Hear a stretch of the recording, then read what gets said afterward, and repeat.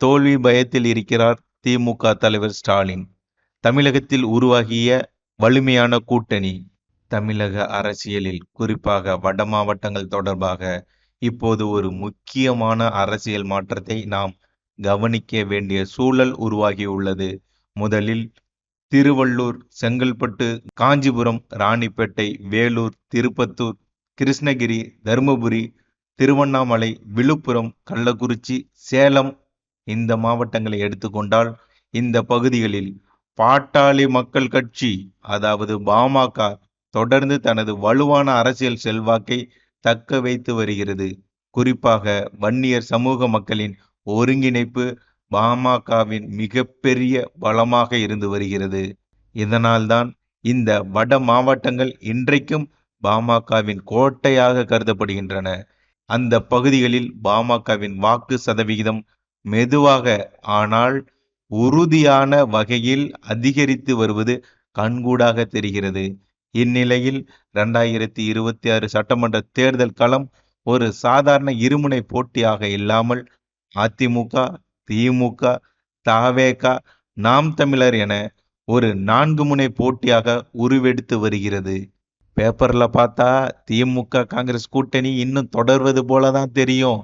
ஆனால் வட மாவட்டங்களில் காங்கிரஸ் செல்வாக்கு உள்ள பகுதிகளில் திமுக காங்கிரஸ் தொண்டர்களுக்கிடையேயான உட்கட்சி மோதல் இருக்கே, அது திமுகவின் வெற்றி வாய்ப்புக்கு ஒரு பெரிய தடையாக மாறப்போகுது. இதற்கிடையில் முன்னாள் முதல்வர் எடப்பாடி கே பழனிசாமி வன்னியர் சமுதாயத்திற்கான அந்த மக்களுக்கான 10.5% உள் ஒதுக்கீட்டை நடைமுறைப்படுத்தியதன் மூலம் வட மாவட்டங்கள்ல ஒரு நல்ல பெயர் அவருக்கு கிடைச்சிருக்கு. இது அந்த கட்சிக்கு மேலும் ஒரு வலு சேர்த்துள்ளது.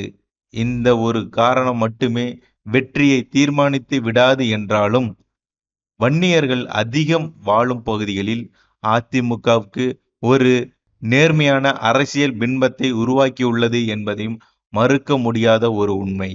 அதே நேரத்தில் தமிழகத்தின் 2வது பெரிய சமூகமான தலித் சமூகமும் தற்போதைய இந்த திமுக அரசின் மீது கடும் அதிருப்தியில் இருப்பதாகவே தெரிகிறது. சமீப காலமாக நடந்த சமூக பிரச்சனைகள், நிர்வாக தோல்விகள் மற்றும் சட்ட ஒழுங்கு குறைபாடுகள் இந்த அரசு மீது எதிர்ப்பு மனநிலையை மேலும் தீவிரப்படுத்தியுள்ளது. இதன் விளைவாக திமுக விசிக கூட்டணியின் வாக்கு வங்கியில் ஒரு கணிசமான சரிவு ஏற்படும் வாய்ப்பும் உள்ளதாக அரசியல் விமர்சகர்கள் கூறுகிறார்கள். முக்கியமா நாம கவனிக்க வேண்டியது என்னவென்றால், வட மாவட்டங்களில் சிறுபான்மையினர் வாக்குகள் வெற்றியை தீர்மானிக்கும் முக்கிய காரணியாக இல்லாத நிலைதான் என்றும் உள்ளது. அதனால்தான் இந்த பகுதிகளில் அதிமுக, பாஜக, பாமக கூட்டணி ஒரு இயல்பான மற்றும் நடைமுறை அரசியல் கூட்டணியாக, ஒரு வெற்றி கூட்டணியாக பார்க்கப்படுகிறது. 1996ஆம் ஆண்டிலிருந்து பார்த்தால் பாமக இடம்பெற்ற கூட்டணிகளே வட மாவட்டங்களில் பெரும்பாலும் வெற்றி பெற்றுள்ளன. எனவே வரும் 2026 தேர்தலில் ஒரு பலமான கூட்டணியில் பாமக இருப்பது திமுக அரசு எதிர்ப்பு வாக்குகளை ஒருங்கிணைப்பதற்கு மிக மிக அவசியமான காரணியாக மாறக்கூடும். மொத்தத்தில் வட மாவட்டங்களில் 2026 தேர்தல் முடிவை தீர்மானிக்கப் போவது தனி கட்சிகள் அல்ல, சமூக வாக்குகளின் ஒருங்கிணைப்பு, கூட்டணியின் பலம் மற்றும் அரசு எதிர்ப்பு மனநிலை என்பதே அரசியல் உண்மை. வருகின்ற சட்டமன்ற பொதுத் தேர்தலில் ஏற்கனவே அனைத்து இந்திய அண்ணா திராவிட முன்னேற்ற கழகம், பாரதிய ஜனதா கட்சி கூட்டணி அமைக்கப்பட்டுவிட்டது.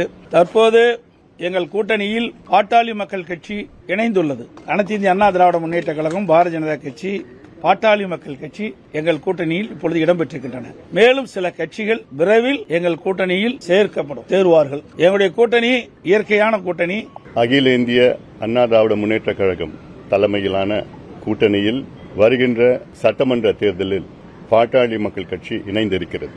எங்களுக்கெல்லாம் மகிழ்ச்சியான ஒரு தருணம். எங்கள் தொண்டர்கள் எல்லாம் அவர்களுக்கு எதிர்பார்த்த கூட்டணியில் நாங்கள் சேர்ந்திருக்கின்றோம்.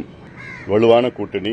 எங்களுடைய நோக்கம் மக்கள் விரோத திமுக ஆட்சி, ஊழல் செய்கின்ற திமுக ஆட்சி, பெண்களுக்கு எதிரான திமுக ஆட்சி, சமூக நீதிக்கு எதிரான திமுக ஆட்சி, அரசு ஊழியர்கள், மீனவர்கள், மாணவர்கள், தொழிலாளர்கள் அத்துணை உழைக்கின்ற வர்க்கத்திற்கு எதிரான ஒரு ஆட்சி, ஊழல் ஆட்சி நடைபெற்றுக் கொண்டிருக்கிறது திமுக ஆட்சி. அதை அகற்ற வேண்டும் என்ற நோக்கத்திலே அதிமுக தலைமையில் ஆன கூட்டணியில் நாங்கள் இணைந்திருக்கின்றோம். மிகப்பெரிய வெற்றியை நாங்கள் பார்க்க இருக்கின்றோம்.